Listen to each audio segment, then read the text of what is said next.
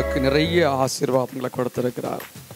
காலையில் நடந்த ஒவ்வொரு ஜெபத்தையும் நீங்கள் எவ்வளவு உணர்வுபூர்வமாக அதை உள்வாங்கியிருக்கீங்க என்பதற்கு அடையாளம். நிறைய அதிசயங்களை, நிறைய அற்புதங்களை நம்முடைய வாழ்வில் நாம் நம்முடைய கடினமான நிலையிலிருந்து எளிமையான வாழ்வுக்கு வரக்கூடிய அளவிற்கு இறைவன் நம்மை வழிநடத்தியிருக்கிறார். Price the Lord. ஹல்லேலூயா, ஹல்லேலூயா.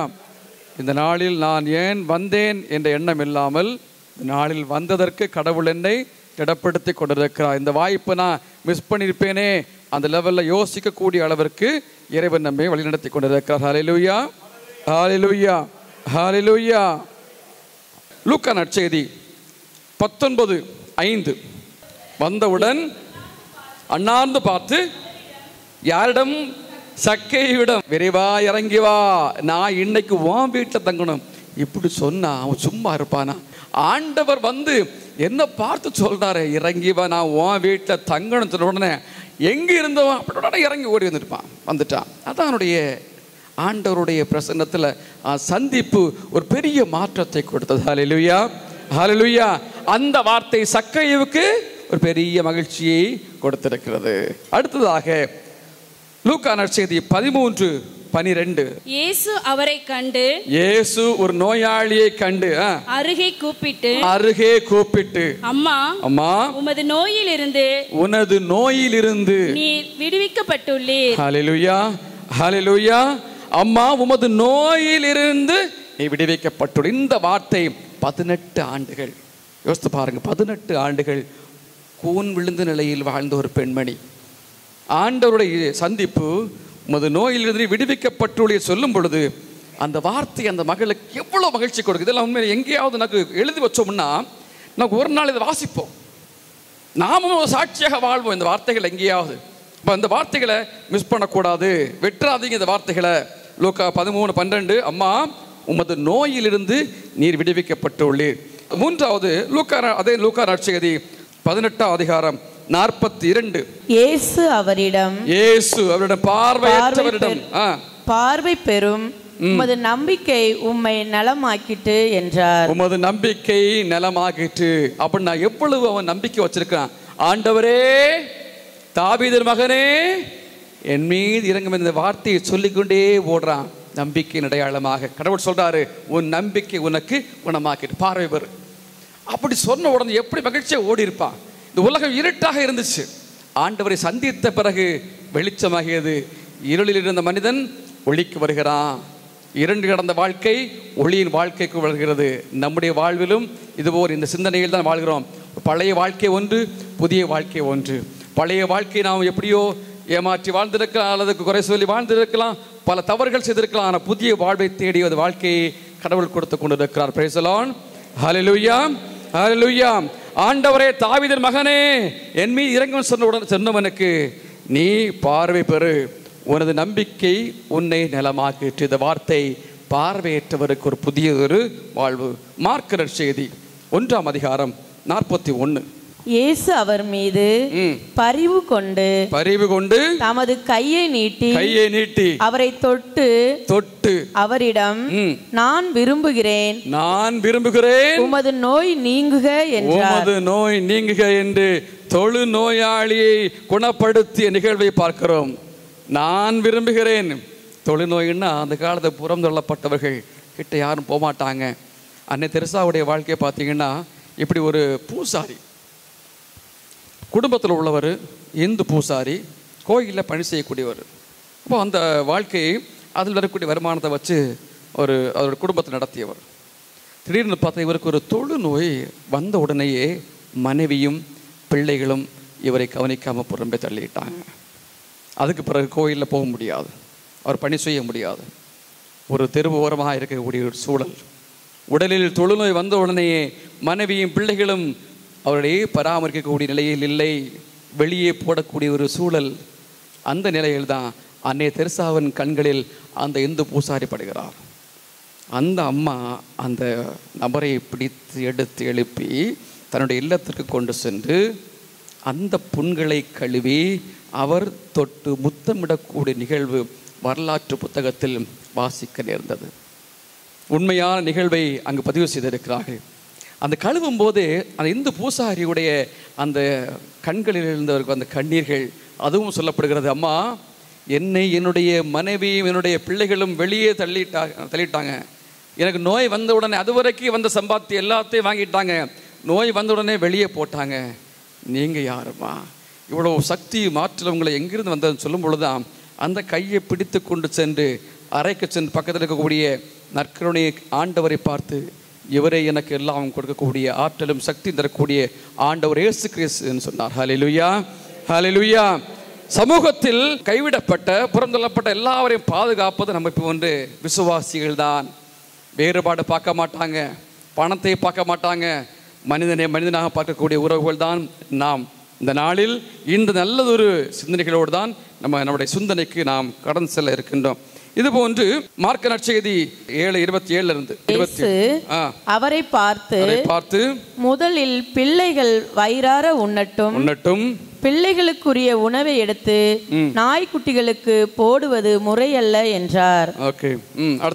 அதற்கு அப்பெண், ஆம் ஐயா, ஆனாலும் மேசையின் கீழிருக்கும் நாய்க்குட்டிகள் சிறு பிள்ளைகள் சிந்தும் சிறு துண்டுகளை தின்னுமே என்று பதிலளித்தார்.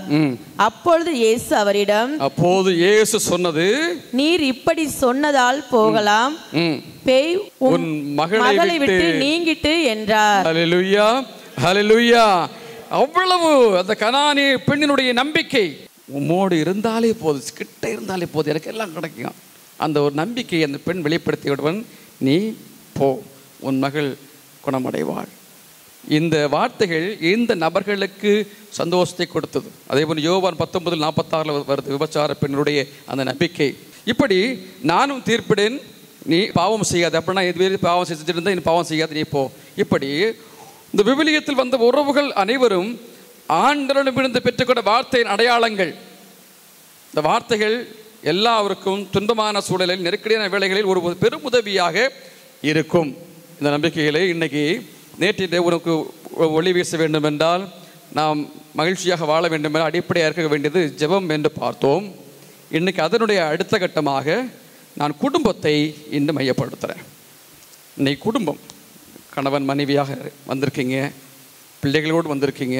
அப்போ இந்த வாழ்க்கை எப்படி அமையப்போகும், விவிலியத்தில் என்னென்ன நிலையில் குடும்பங்கள் இருக்கிறது, அவர்கள் நமக்கு என்னென்ன சொல்லி இருக்காங்க, நாமும் அந்த குடும்பத்தோடு இணைந்து எப்படி போகணும், ஒரு வெளிச்சம் உள்ள ஒரு புதிய உத்வேகத்தோடு ஒரு நம்பிக்கையோடு நம்முடைய வாழ்க்கையை இன்னும் எப்படி கொண்டு செல்லலாம் என்பதற்கு சில உதாரணங்களை இந்த நாளிலே நாம் சொல்லி நாம் தியானிக்க இருக்கின்றோம்.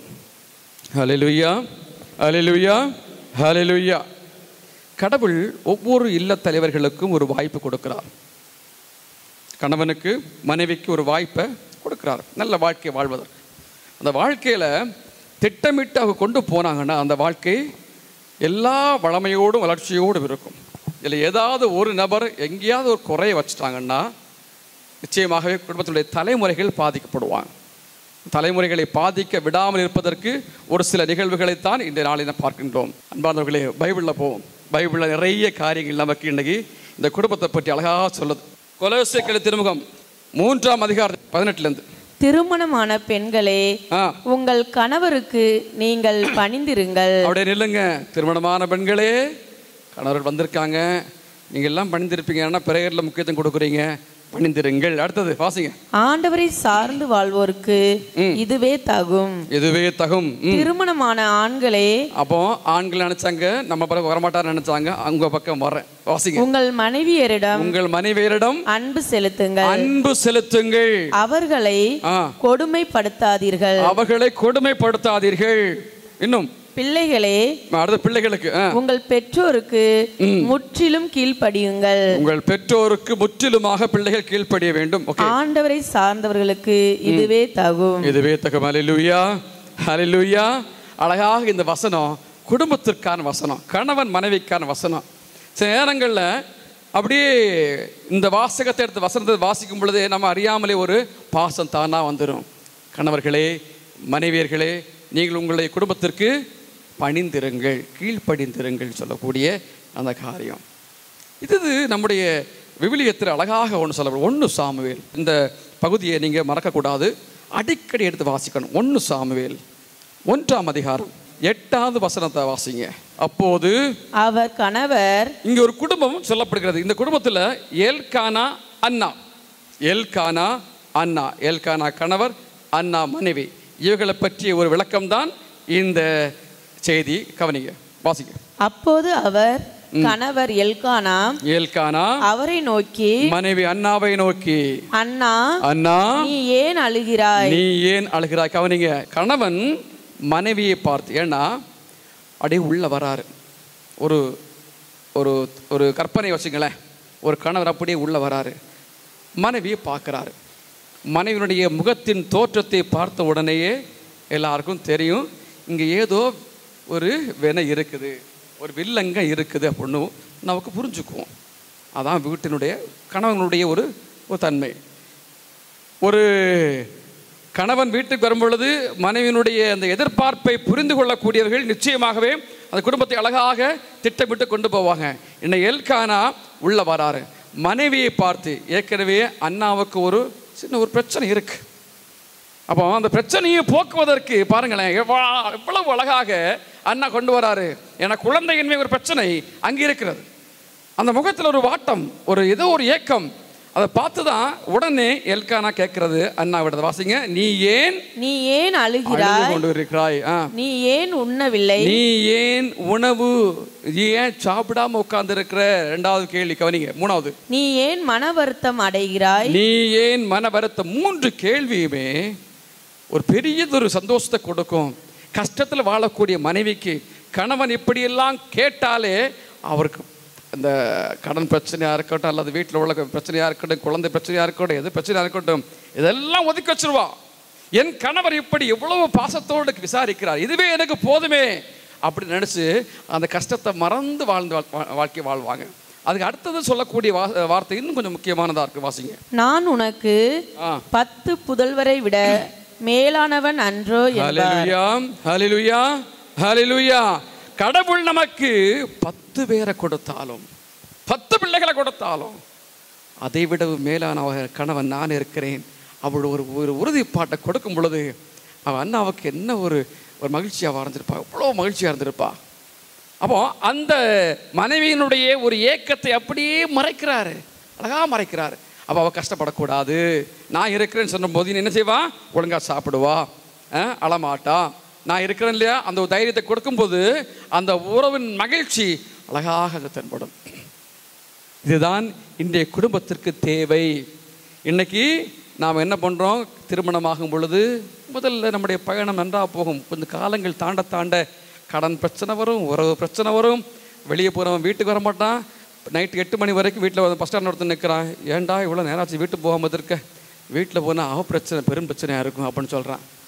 அப்போ அது இந்த மாதிரிப்பட்ட பிரச்சனைகள் மத்தியில் வாழக்கூடிய குடும்பம் இன்னைக்கு நிறைய. வீட்டுக்கு போகக்கூடிய குடும்பம் ரொம்ப சொற்பம். அதாவது ஒரு வீட்டில் பிள்ளைகள் 2 பிள்ளைங்க இருக்காங்க, அந்த பிள்ளைகளை பார்க்கணும், பேசணுங்கிறது ஒரு எண்ணம் உண்டு. ஏன் பங்கில் ஒருத்தர் இருக்கிறான், வீட்டுக்கு போகும்போது 11:30 மணி ஆகும், இங்கே தான் கோயில் முன்னா நின்று பேசிகிட்டே இருப்பான். என்ன பேசுகிறேன், எது பேசுகிறேன், ஃப்ரெண்ட்ஸ் கூட பேசுகிறதா. வீட்டில் குடும்பம் இருக்குது, பிள்ளைகள் இருக்குன்னு, இது எப்போ வீட்டுக்கு போய் எப்போ பிள்ளைகள்கிட்ட பேசி மறந்தவங்களே, இது கொஞ்சம் வித்தியாசமாக இருக்கும். அதாவது நாம் என்னைக்கு குடும்பத்திற்காக நேரத்தை ஒதுக்குகிறோமோ அங்கே எல்லா குழப்பத்துக்கும் மீட்பும் விடிவும் உண்டு. ஹல்லேலூயா, ஹல்லேலூயா. நேரத்தை ஒதுக்குவோம் நமக்கு வாழ்க்கையில், அந்த வாழ்க்கையின் அடையாளம் வெற்றியும் மகிழ்ச்சியுமே. ஆகவே இந்த எல்கானா அண்ணாவுடைய வாழ்க்கையில் அவர்களுக்கு அதன் பிறகு வாசித்தோம்னா ரெட்டிப்பு மகிழ்ச்சி கடவுள் கொடுக்கிறார். ஹல்லேலூயா, ஹல்லேலூயா. ரெட்டிப்பு மகிழ்ச்சி, குழந்தை ஆசீர்வாதத்தையும் கொடுக்கிறார். எல்லாவற்றையும் கடவுள் ரெட்டிப்பாக கொடுக்கிறார். யோபுவுக்கு இழந்த பிறகு, கடவுளை நம்பிய பிறகு எவ்வளவு ரெட்டிப்பு ஆசீர்வாதத்தை கொடுத்தார். இழந்தது எல்லாவற்றையும் விட ஒரு 2 மடங்காக ஆடு மாடு செல்வங்கள் எல்லாவற்றையும் கொடுக்கிறார். அதே போன்று இங்கே இழந்த அந்த துன்பங்கள் எல்லாவற்றையும் மறந்த பிறகு மறுபடியும் ஒரு புதிய வாழ்க்கை, குழந்தை ஆசீர்வாதத்தை கொடுத்து அவளை உருவாக்குறார். ஹல்லேலூயா, ஹல்லேலூயா. 2வது குடும்பம் தோபியா சாரா, அழகான குடும்பம் வருது. தோபித் 8 4வது வசனத்திலிருந்து வாசிக்கணும். பாருங்க, இங்க ஒரு குடும்பத்தை அப்படியே மனக்கண்ணன் கொண்டு வாங்க. இங்க இருக்கக்கூடியது தோபியாவும் சாராவும் ஒரு குடும்பம். அவள் எப்படியெல்லாம் அவங்க கடவுளோடு ஐக்கியமாகறாங்க பாருங்க, வாசிங்க. சாராவின் பெற்றோர் வெளியில் சென்று அறையின் கதவை மூடினர். தோபியா படுக்கையில் இருந்து எழுந்து சாராவிடம், தோபியா படுக்கை அறையிலிருந்து எழுந்து சாராவிடத்தில் சொன்ன வார்த்தை அவ்வளவு அழகான வார்த்தை, அவ்வளவு பாசமான உயிருள்ள வார்த்தை. என்ன வார்த்தைன்னு கேளுங்க. அன்பே அன்பே எழுந்திரு, எழுந்திரு, நம் ஆண்டவர் நம் மீது இறங்கி காத்தருளுமாறு பணிந்து மன்றாடுவோம் என்றார். நம் ஆண்டவர் நம் மீது இறங்கி காத்தருளுமாறு பணிந்து மன்றாடுவோம். எங்க? அவ அறையில் இருந்து.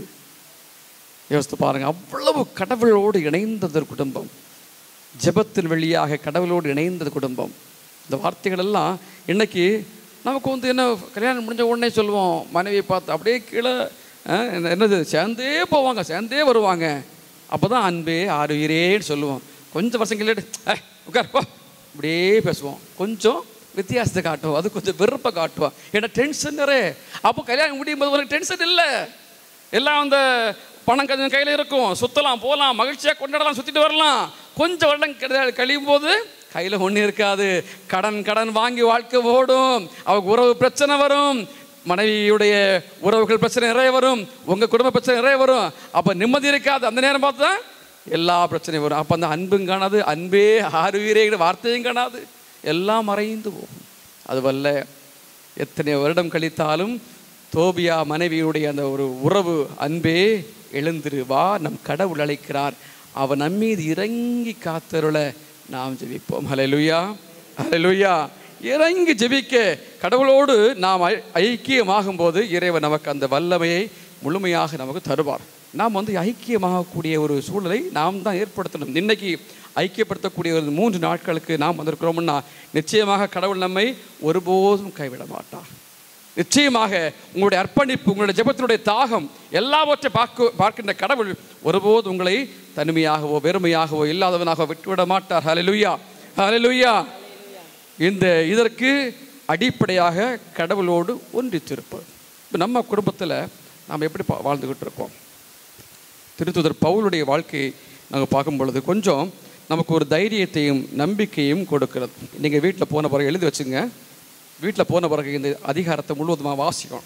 நான் நிறைய ஹோம்ஒர்க் கொடுத்துட்ருப்பேன், நீங்கள் தான் அதை பார்த்து வீட்டில் போய் உட்காந்து வாசிப்பதற்கு. மற்றபடி எல்லாத்தையும் ப்ரேயர், உங்களுடைய இந்த தாகம், பாடல் எல்லாமே இங்கே எல்லாம் கிடைக்குது. இங்கேருந்து ஃப்ரெஷ்ஷாக போவீங்க. வீட்டில் போன பிறகு வீட்டு பாடம் தான் இதெல்லாம். அப்படியே அதை நாம் வாசிக்கிறது, தியானிக்கிறதுக்குள்ள அடையாளங்கள் தான் இன்றைய சிந்தனைகள். திருத்துதர் பணி 16வது அதிகாரம் 1ஆம் வசனத்திலிருந்து நாம் வாசிக்க வேண்டிய நிலை. இப்போ வாசிக்க வேண்டாம், நான் சொன்ன பிறகு நீங்கள் வாசித்தீங்கன்னா உங்களுக்கு சூப்பராக இருக்கும். நான் ஒரு விஷயம் சொல்லுவேன்னா அசுருக்கமாக சொல்லுவேன். அதுக்கு நீங்கள் வாசிக்கும் பொழுது நான் சொன்ன நிகழ்வுகளெல்லாம் அப்படியே வரிசையாக உங்கள் கண்முன் ஓடிக்கிட்டே இருக்கும். பவுலும் ஷீலாசும் 2 பேரும் போகிறாங்க. கடவுளுடைய பிள்ளைங்க 2 பேரும் போகிறாங்க.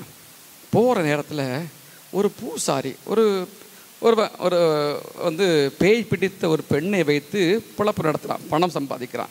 பேய் பிடித்த ஒரு பெண்ணை வைத்து பணம் சம்பாதிக்கக்கூடிய ஒரு நபர். அப்போ அந்த நிகழ்ச்சியை பார்க்கும் பொழுது கொடூரமாக இருந்துச்சு. இது இப்படியே விடக்கூடாதுன்னு சொல்லிட்டு என்ன பண்ணுறாங்கன்னா, பவுல் அந்த இடத்துல அங்கே ஜெபம் பண்ணி அந்த பெண்மணியினுடைய அந்த நோய் அங்கேருந்து நீக்கிறார், பேய் பிடித்தக்கூடிய சூழலை அகற்றார். புதிய வாழ்க்கையை அந்த இடத்துல அந்த மகளுக்கு கொடுக்குறார். இது யாருக்கு கோபம்? இந்த பேயை ஓட்டிருந்தான்ல அவனுக்கு கோபம். ஏன் பொழப்பில் கை வச்சுட்டான்டா அப்படின்னு சொல்லிட்டு அவன் யோசிக்கிறான். யோசித்த பிறகு என்ன பண்ணுறான்?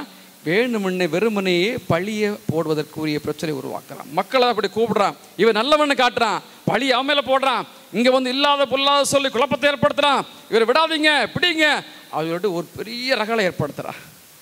ரகளை ஏற்படுத்துகிற உடனே என்ன ஆகுது? அங்கே எல்லாம் அவங்க ஓடி வராங்க, அவரை அடிக்கிறாங்க. உருட்டு கட்டையில் அடிக்கிறாங்க. ஒரு தப்பு பண்ணல, உருட்டு கட்டையில் அவரை அங்கே அடிக்கிறாங்க. அது மட்டுமல்ல, அடித்த பிறகு அங்கே இருக்கக்கூடிய அரசன் இடத்துல கொண்டு போகிறாங்க. உள்ளே கொண்டு போன பிறகு அங்கேயும் இல்லாத விஷயங்களை சொல்கிறாங்க. இப்படி இவன் மக்கள் மத்தியில் குழப்பத்தை ஏற்படுத்துகிறான் அப்படின்னு சொல்கிறான். அங்கே என்னாச்சு? அரசன் என்ன பண்ணுறான்? அவன் பதவியை காப்பாற்றிக்கணுங்கிறதுக்காக வேண்டி அவன் ஒரு வழியை செய்கிறான். அவன் ஒரு ஜட்ஜ்மெண்ட், நீதிபதி நிலையில் ஒரு ஜட்ஜ்மெண்ட் என்னன்னா, இவனை உள்சிறைக்குள் போடுங்கள், அப்படின்னு ஆர்டர் போடுறான். அந்த இடத்துல என்னென்னா, ஒரு மனுஷன் முழுமையாக நான் ஒரு 5 அடி 6 அடி இருக்கிறேன்னு வச்சுங்களேன், நான் முழுமையாக நிற்க முடியாது. இப்படி போய் நிற்க முடியாது, சிறைக்குள்ளே போய் நிற்க முடியாது. இதில் பாதி தான் நிற்க முடியும்னா அப்படின்னா குறுகிய பாறையை கூட சின்னதாக வச்சுருப்பாங்க. அவன் குறிஞ்சா நிற்கணும் அப்படி தான் அவங்க சொல்லுவாங்க. அதில் எப்படி நிற்க முடியும் யோசித்து பாருங்கள். அப்போ அந்த இடத்துல பிறகு பாறைக்கு அந்த இதில் பார்த்தீங்கன்னா நிற்பதற்கு 2 துவாரம், கால் வைக்கிறது 2 துவாரம் இருக்குமா, அவ்வளோதான். காலை அந்த கரெக்டாக கால் அளவுக்கு வச்சுருப்பாங்களாம். நகர்த்த முடியாது, விலங்க போட்டு உள்ள வச்சுருப்பாங்களா, நகர்த்த முடியாதான். எவ்வளோ கொடுமை பாருங்கள். இந்த எல்லா கொடுமைகளும் இவருக்கு வரும் என்று தெரிந்திருந்தும் அந்த இடத்தில் அங்கு ஒரு அற்புதங்களை செய்கிறார். ஆனால் கடவுளை வழிபடுகின்ற கடவுளோடு இருக்கின்ற உறவுகளை ஒருபோதும் ஆண்டவர் விட்டுவிட மாட்டார். அதற்கு அடையாளமும் அவர் தான். போகிற வழியில் அப்படியே உள்ளே போட்டாச்சு, அங்கே உட்சிறையில் போட்டாச்சு. அப்படியே உடம்பு அப்படியே குறுகி நிற்குது. போகும்போதே அங்கே நிறைய ஆட்கள் உள்ள உட்சிறையில் இருக்காங்க, ஏளனமாக பேசுகிறாங்களாம். இவர் அந்த இடத்துல விவிலியத்தினுடைய தன்மைகளை, ஆண்டவர் வார்த்தைகளை போற்றி புகழ்ச்சி வழியாக, புகழ்ச்சி ஆராதனையாக அங்கேருந்து பாடல் ஜெபம் எல்லாத்தையும் சொல்லிட்டு இருக்காராம். அந்த இடத்துல இந்த சிறையை வெடித்து சிதறியதாக வரலாறு சொல்லுது. பிரேசலான் அவருடைய ஜெபத்தின் வல்லமையால் அந்த உட்சிறை வெடித்து சிதறியதாக.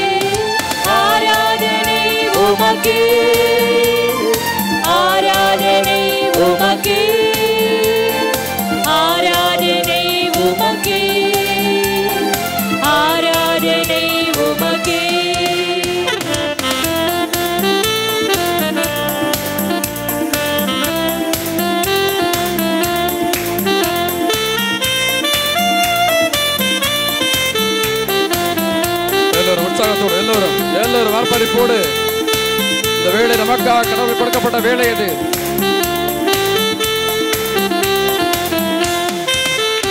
உந்தன் சிறகுகளின் நிழலில் என்றென்றும் மகிழ செய்தே, உந்தன் சிறகுகளின் நிழலில் என்றென்றும் மகிழ செய்தே. தூயவரே என் துணையாளரே, துதிக்கு பாத்திரரே. எல்லாரும் தூயவரே துணையாளரே, துதிக்கு பாத்திரரே. நீரே ஆண்டவரே, ஆராதனை உமக்கே, ஆராதனை ஆராதனை உமக்கே, ஆராதனை தேவனுக்கே, ஆராதனை உமக்கே. இயேசுவை நோக்கி ஆராதனை ஆராதனை உமக்கே சொல்லு. ஆராதனை உமக்கே, ஆராதனை உமக்கே. கடவுளே, ஆராதனை ஆராதனை தேவனே, ஆராதனை உமக்கே. ஆண்டவர் நமக்கு வல்லமை கொடுக்கின்ற கடவுள். வல்லமையோடு இதோ ஆண்டவரை போற்றி புகழும் பொழுது நம்மை அறியாமல் ஆசீர்வாதம் நமக்குள் வரும். நன்றியோடு எந்த பலவீன நேரங்களில் உம் கிருபை தந்தீரையா, எந்த பலவீன நேரங்களில் உம் கிருபை தந்தீரையா. இயேசு ராஜா என் பலனானி, எதற்கும் பயமில்லையே. இயேசு ராஜா என் பலனானி, எதற்கும் பயமில்லையே. ஆராதனை உமக்கே, ஆராதனை உமக்கே, ஆராதனை உமக்கே, எல்லாரும் ஆராதனை உமக்கே, ஆராதனை தேவனே சொல்லி ஆராதனை உமக்கே, ஆராதனை உமக்கே, ஆராதனை உமக்கே, ஆராதனை உமக்கே, இயேசுவே ஆராதனை உமக்கே. ஆண்டவரே எங்கள் பலமே ஆற்றலையும் சக்தியும் தாரும் என்று சொல்லி கரங்களை தட்டி ஆர்ப்பரிக்கும் பொழுது நம் கரங்களுக்கு பலம் கிடைக்கிறது. கடவுள் நம்முடைய வாழ்வுக்கு உயிரை இன்னும் மீண்டும் கொடுக்கிறார், புது சக்தியை கொடுக்கிறார், பலமுள்ள ஒரு உடம்பாக உடலாக கரமாக மாற்றுகிறார். ஆண்டவரை நோக்கி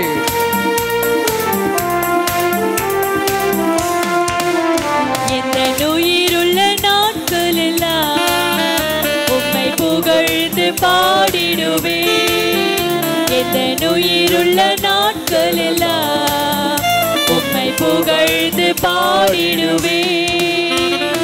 ராஜா நீ செய்த நன்மைகளை எண்ணிய துதித்திடுவேன்.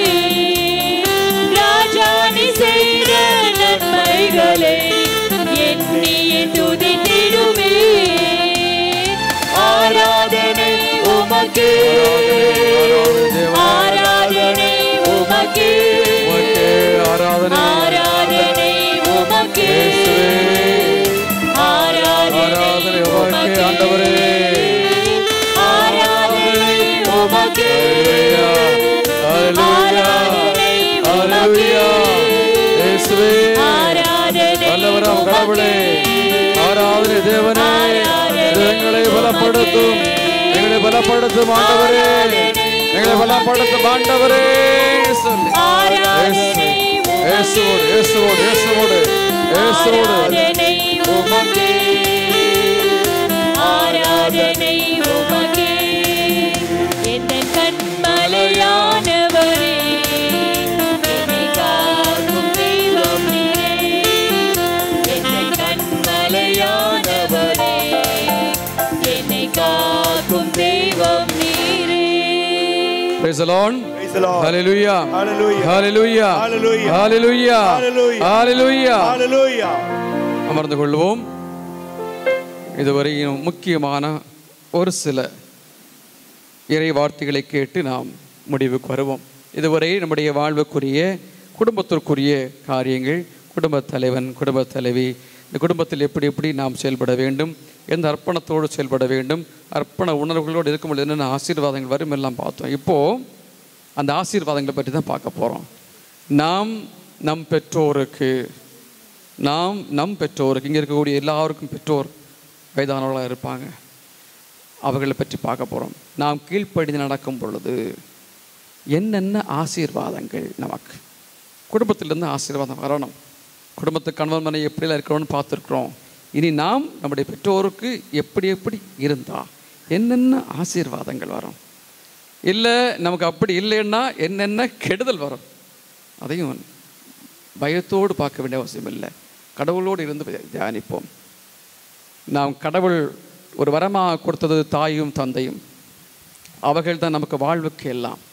அவர்களோடு நாம் இணைந்து நாம் அந்த இறை வார்த்தையின் பின்னணியில் தான் என்னையும் தியானிக்க சிந்திக்க போகிறோம்.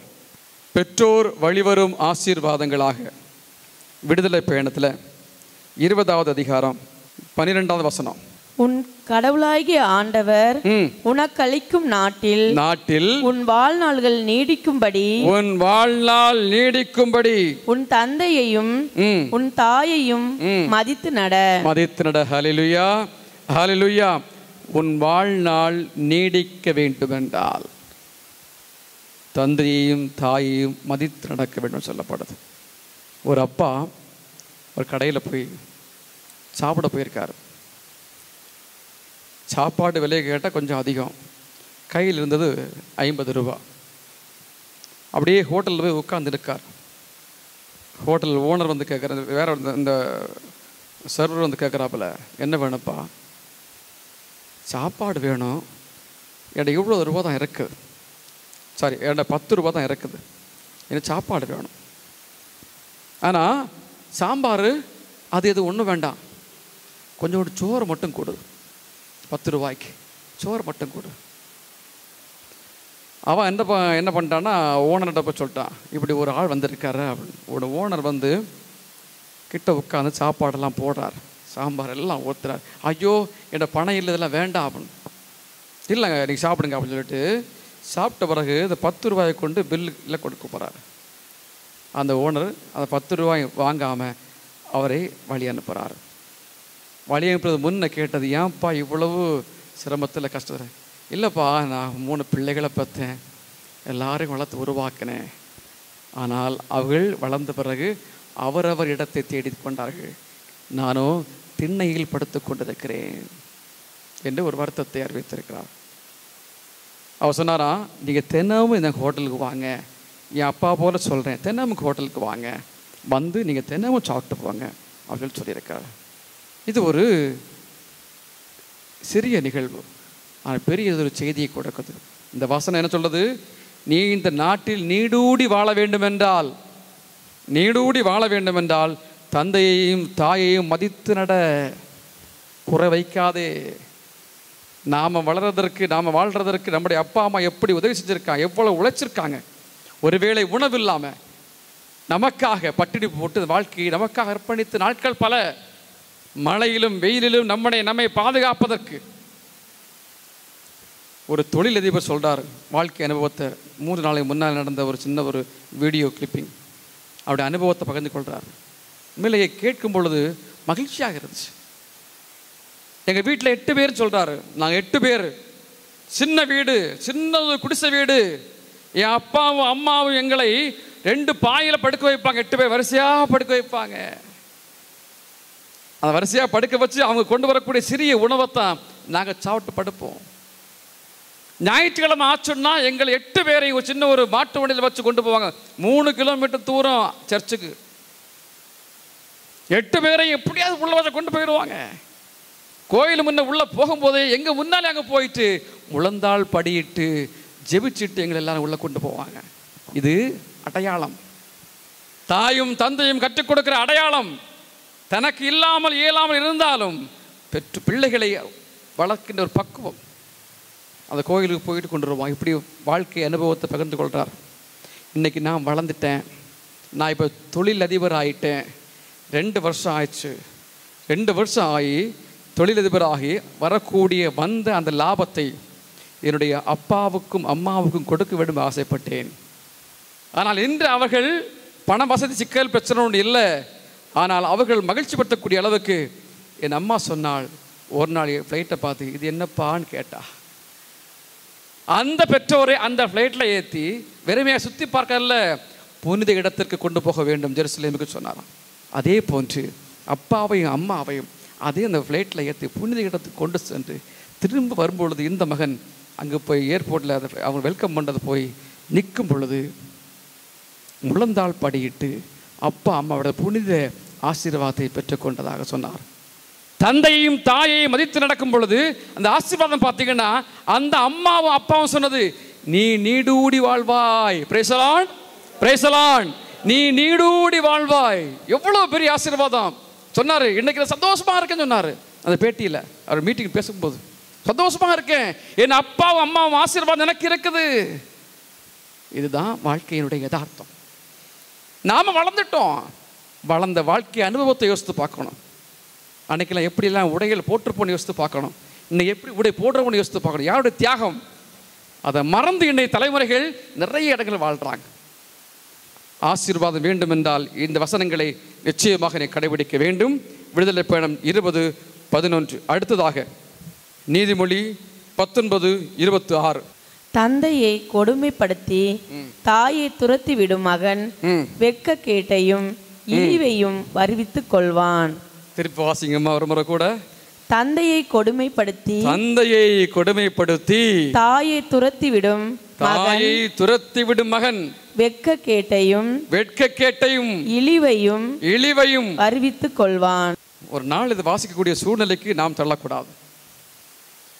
இது ஒரு எங்கோ யாருக்கும் நடப்பதாக இருக்கலாம். இன்னைக்கு ஒரு தந்தை, ஒரு மகன், ஒரு அம்மாவோட விழுந்து ஒரு செயின் பறிப்பதற்காக தெருவில் அப்படி இழுத்து கொண்டு போடுறான். அதை வச்சு எத்தனை நாட்கள் வாழ்வான்? எத்தனை ஆண்டுகள் வாழ முடியும்? அதை செய்ய எவ்வளோ பணம் கிடைக்கும்? 10,000 கிடைக்குமா? 50,000 கிடைக்குமா? நீ என்ன செய்வதை வச்சு? அவன் யோசிக்கல. ஒரு தாயை அப்படியே இழுத்து வெளியே கொண்டு போடுறான். கடைசியில் அவனுக்கு கதி என்ன? இந்த வார்த்தை திரும்ப வாசிங்க. அந்த கதி என்னன்னு பாருங்க. வெட்க கேட்டையும் தந்தையை கொடுமைப்படுத்தி தாயை துரத்திவிடும் மகன் வெட்க கேட்டையும் இழிவையும் வருவித்துக் கொள்வான். நடந்துச்சு. தாயை கொடுமைப்படுத்தி வெளியே போட்டான். நீ எங்க இருக்க? ஜெயில இருக்க. வெட்க கேடு, இழிவான வாழ்க்கை உனக்கு. உன் தலைமுறை உன்னை பார்க்கிறது. இந்த யாருக்கு இந்த ஒரு தாய் உனக்கு உணவு போட்டு உன்னை உருவாக்கிய அன்பு தாயை தெருவில் போடும் பொழுது எவ்வளவு வாசிக்கும் அற்ப காரியத்திற்காக. அன்பார்ந்தவர்களே, இவைகள் எல்லாவற்றையும் இன்னும் நிறைய இடத்துல அப்பா அம்மாவுடைய வயசான பருவத்தை ஒரு அப்பா படுத்துட்டு இருக்காரு. அந்த அப்பா ஒரு மகன் கொடுமைப்படுத்திருக்கான். முதல்ல அப்பா என்ன பண்ணுற, மகனுக்கு சொத்தை எழுதி வச்சிருக்காரு. கடைசியில் கொடுமைப்படுத்துறதை நினச்சி அது திருப்பி வாங்குவதற்கு போராடி படுக்கை நேற்று ஒரு கலெக்டர் வந்து அந்த தந்தை இடத்துல சொத்தை திருப்பி கொடுத்துருக்காரு. ஏன்னா இவனை நம்பி நான் கொடுத்தது தவறு, இவர் இப்படிப்பட்டவனாக இருக்க கேவலமாக சொல்லிட்டு திரும்ப சொத்தை வாங்க. காரணம் வேற வழி இல்லை. இவனை கொடுத்தா மொத்தமாக அழிச்சிருவான். சொத்துக்காக, வசதிக்காக இன்னைக்கு வாழக்கூடிய நீ உழைச்சி வாழ்ந்துக்கோ. அப்பா அம்மா கொடுத்தாங்களா இருக்கட்டும், அது உங்களுக்கு உதவியாக இருக்கும். நம்முடைய உழைப்பு என்ன? உழைக்க மாட்டேங்கிறாங்க ஒரு சில பேர். அப்படியே வாழ்க்கை ஓட்டுறாங்க. யாரோ சம்பாதிச்சதை வச்சு ஓட்டுறாங்க. தவறில்லை. நாமும் அதற்கேற்ப உழைக்க நம் தலைவர்கள் நாம் பாதுகாக்க வேண்டும். ஆக வெட்க கேட்டையும் இழிவையும் நம்முடைய வாழ்க்கையெல்லாம் வருவிக்கவே கூடாது. இருக்கும் வரையில் அந்த தாயையும் தந்தையும் மதித்து நடக்க வேண்டும். ஒரு அரசு அதிகாரி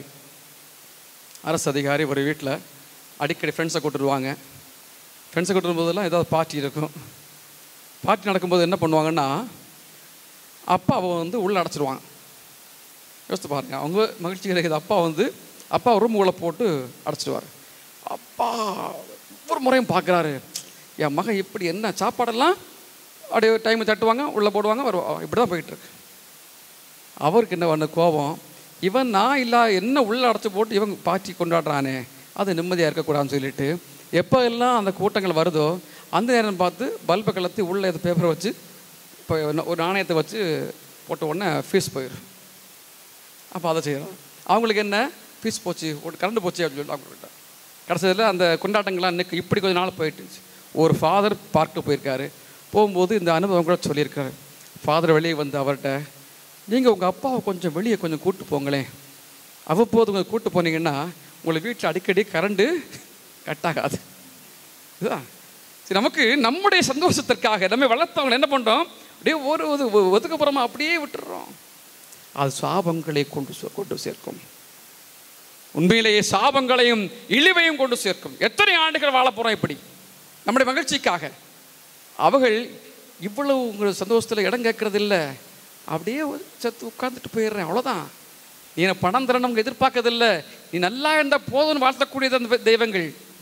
நீ என்ன பண்ணுறாங்க, அவள் இருந்தாலே கஷ்டம் ஒன்று ஒதுக்கி வைக்கிறாங்க. அடுத்த வசனம் அதுக்கு வருது பாருங்க. சீராக்கு 7:27-28 வாசிங்க. உன் தந்தையை உன் முழு உள்ளத்துடன் மதித்து நட. உன் தாயின் பேறுகால துன்பத்தை மறவாதே. அவர்கள் உன்னை பெற்றெடுத்தார்கள். அதற்கு ஈடாக உன்னால் எதையும் செய்ய முடியாது என்பதை நினைவு. இதற்கு ஈடாக எதையும் செய்ய முடியாது. எத்தனை லட்சத்தை கோடி என்ன எதையும் கொடுத்துட்டு போ, ஈடாகாது. அப்படி பேரு காலத்தை மறவாதே. அந்த வாழ்க்கையை தான் நான் கொடுக்கக்கூடிய மகிழ்ச்சி. என்னை வயசாச்சுன்னா இன்னைக்கு பெரியவங்களுக்கு ஒரு சுமையாக துன்பமாக நடக்கக்கூடிய குடும்பங்கள் உண்டு. அதே வேளையில் அந்த அப்பா அம்மாவை கடைசி வரை கண்கலங்காமல் பாதுகாக்கக்கூடிய, கடைசி வரை நோயில் இருந்தால் எங்கே இருந்தாலும் இருந்து பாதுகாக்கக்கூடிய உறவுகளும் உண்டு. எதையும் குறை சொல்ல முடியாது. 2 வகையிலும் உண்டு. ஆனால் யாரெல்லாம் எதிர்மறையாக செயல்படுறீங்களோ அவர்களுக்கு இது ஒரு படிப்பினையாக இருக்கட்டும். கடைசியாக ஒன்று சொல்ல முடிக்கிறேன். நம்ம இந்த வாழ்க்கையில் மதிப்பு மரியாதையோடும் வாழும் பொழுது என்னென்ன ஆசீர்வாதங்கள் உண்டு. பெற்றோரையும் பெரியோரையும் நாம் மதிப்பு கொடுத்து வாழும் நடக்கும்போது என்னென்ன ஆசீர்வாதம்?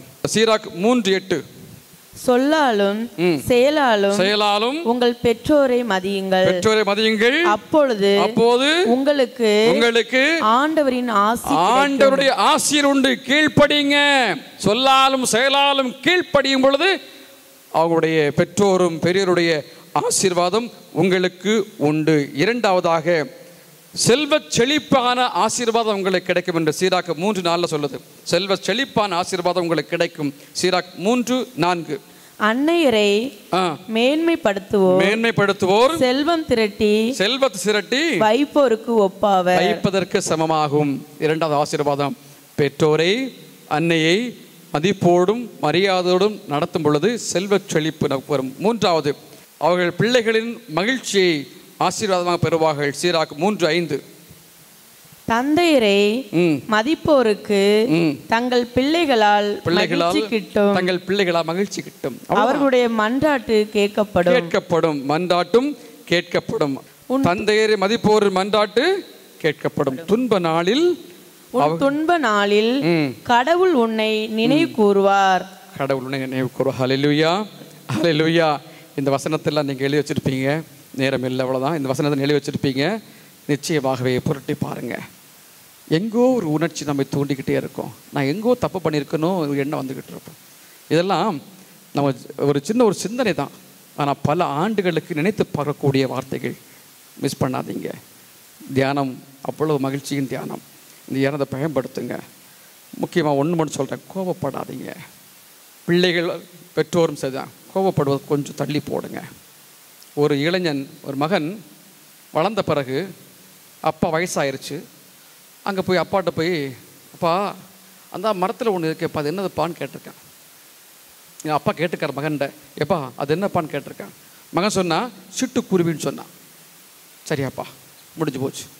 இரண்டாவது முறையும் அதே தந்தை மகனிடத்தில் அதே என்னதுப்பா மகனே. உடனே இரண்டாவது முறை சொல்லும்போது, இப்போ தானே சொன்னேன் கேட்கலையா, சிட்டுக்குருவி அப்படின்னு சொல்கிறேன். சரிப்பா. மூன்றாவது முறையும் கேட்கிறா, மகனே அது என்னப்பா அப்படின்னு. எத்தனை முறை சொல்கிறது, காதை உனக்கு, இப்படி வார்த்தைகளை கொட்டி சிட்டுக்குருவின்னு சொன்னான். இப்படி 3 முறையில் அந்த அப்பா கேட்டதற்கு அவருடைய ஒவ்வொரு முறையும் அந்த வார்த்தை கோபத்தோடு ஏறுகிறது. அப்பா சொன்னார், மகனே உள்ள ஒரு டைரியில் ஒரு புக்கு இருக்கு, எடுத்துகிட்டு வா. ஒரு ரூமில் புக்கு இருக்கு, எடுத்துகிட்டு வா அப்படின்னு. டைரி மாதிரி எடுத்துகிட்டு வந்தான். இந்த பக்கத்தை எடுத்துட்டு வாசி அப்படின்னு சொன்னார். அவன் வாசிக்கிறான். மகனே, அதில் வாசித்தது, மகனே நீ சிறு வயதில் இருக்கும் பொழுது இதே கேள்வியை நீ என்னிடம் கேட்டாய்.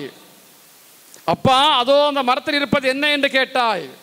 நான் சொன்னேன் சிட்டுக்குருவி என்று சொன்னேன். நீ மறுபடியும் வந்து கேட்டாய், சிட்டுக்குருவி என்று சொன்னேன். மறுபடியும் கேட்டாய், சிட்டுக்குருவி என்று சொன்னேன். 26 முறை கேட்டாய். நான் உன்னை அன்பு செய்கிறேன் என்பதற்காக பொறுமையோடு இன்னும் உன்னை அன்பு செய்கிறேன், சிட்டுக்குருவி என்று சொன்னேன் சொன்னாராம். அவனுடைய கண்களில் கண்ணீர். எவ்வளவு பொறுமையாக என்னுடைய அப்பா எனக்காக எல்லாவற்றையும் சொல்லியிருக்கிறார். இதுதான் நம்முடைய வாழ்க்கை பாடம். இந்த இளம் தலைமுறைகளுக்கு பொறுமை இல்லை. அதனால் நிறைய அழிவுகள், நிறைய பிரச்சனைகள், நிறைய குழப்பங்கள், தீர்வு காண முடியாத காரியங்கள். பக்குவத்தோடு வாழ்கின்ற பெரியோர்களை உள்வாங்குவோம். அனுபவங்களை கேட்டு தெரிந்து கொள்வோம். அவர்கள் ஆசீர்வாதம்தான் நம்மை வளர்க்கும்.